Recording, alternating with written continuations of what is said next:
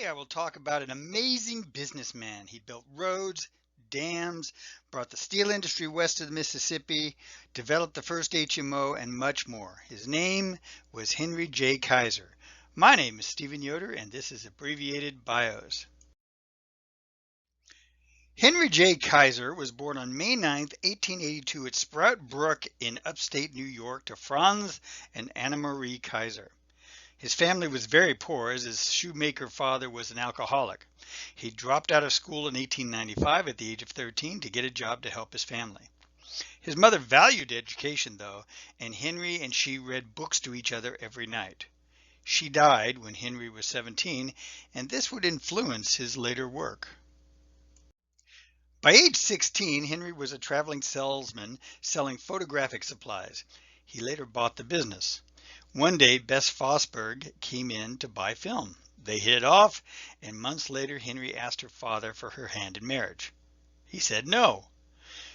He required three things of Henry before he was given permission to marry Bess. One, he had to build her a home. Two, he must have an income of $125 per month. And three, he must have saved $1,000. So Kaiser sold the photo business and moved to Spokane, Washington, and became a hardware merchant.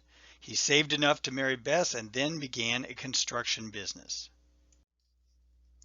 Kaiser decided to bid on a road construction contract in Canada. He won the contract. He had never built a road before.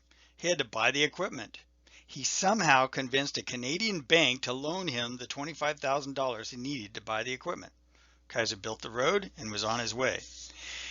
He later built sections of Highway 99 in Washington, Oregon, and California in the early 1920s. He doubled the efficiency of normal standards by laying down a mile of road per week. Kaiser always embraced the newest technology and methods for his many companies.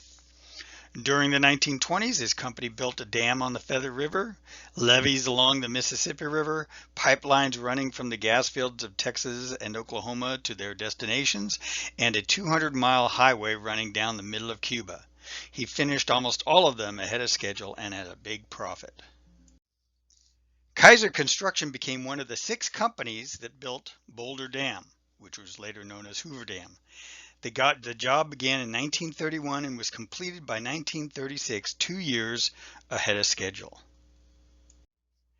Next, he worked on the more complex Bonneville Dam on the Columbia River. The Columbia River is much wider than the Colorado River. He again finished ahead of schedule. Then his company built the Grand Coulee Dam across the Columbia River west of Spokane. He finished a year and a half ahead of schedule. He lost the bid to build the Shasta Dam, but won the bid to provide cement for it. Kaiser didn't have a cement company. Henry, of course, started a cement company. It would become the largest cement plant in the world. When other cement companies colluded with the Southern Pacific Railroad to price gouge Kaiser on cement deliveries, Kaiser built his own railroad and defeated them. After World War II broke out, the U.S. needed freighter ships to carry supplies and weapons and soldiers. So Kaiser set up shipbuilding plants in Portland, Oregon and Richmond, California. All the steel plants in the United States were east of the Mississippi River at that time. Kaiser thought that was very foolish and would delay his construction. So he set up the first steel plant west of the Mississippi in 1941 in Fontana, California. He transformed the area from being agricultural to an industrial economy. The Fontana steel plant made the steel and shipped it by rail to Portland and Richmond. Kaiser introduced modular construction and assembly techniques for shipbuilding in which ship sections were welded together instead of riveted. Welding required less skill. Kaiser was also one of the leaders in hiring African Americans during the war. Welding enabled ships to be built faster. There was a competition among plants to build the ship the fastest. The record was set in Richmond, California when a ship was built in under 5 days. Between 1941 and 1945, Kaiser's companies built 1,490 Liberty and Victory cargo ships, troop transports, landing ships, tankers, and escort aircraft carriers. They averaged over a ship a day launched throughout the war. During the war, Kaiser was not allowed to give workers raises, so there was a lot of turnover. To get around this, he offered them free health care in the first health maintenance organization, Kaiser Permanente. When his mother had died decades earlier, Henry had promised her he would see to it that ordinary people wouldn't suffer and die from lack of proper health care. At least that's the story he used to tell. Kaiser Permanente turns out to be what Henry Kaiser is known for today. It was the first HMO, and millions of Americans get their health care from an HMO nowadays. After the war, Kaiser moved into other industries. He bought some aluminum plants that became profitable during the Korean War. By the end of the war, it was the second in aluminum sales to Alcoa. He also began building autos.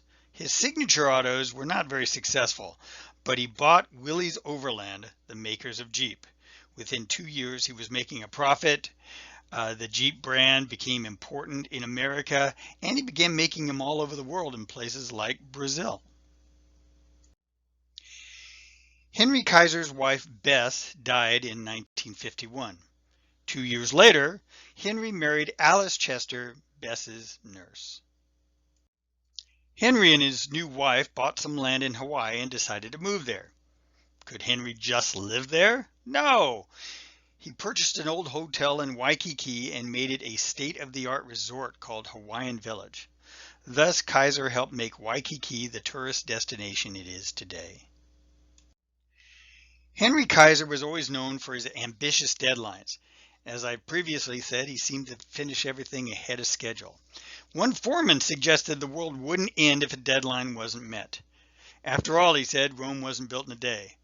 Kaiser replied, "That's because I wasn't there." Henry Kaiser died in Honolulu on August 24th, 1967. He left behind his wife Alice Chester and his 2 sons, Edgar and Henry Jr.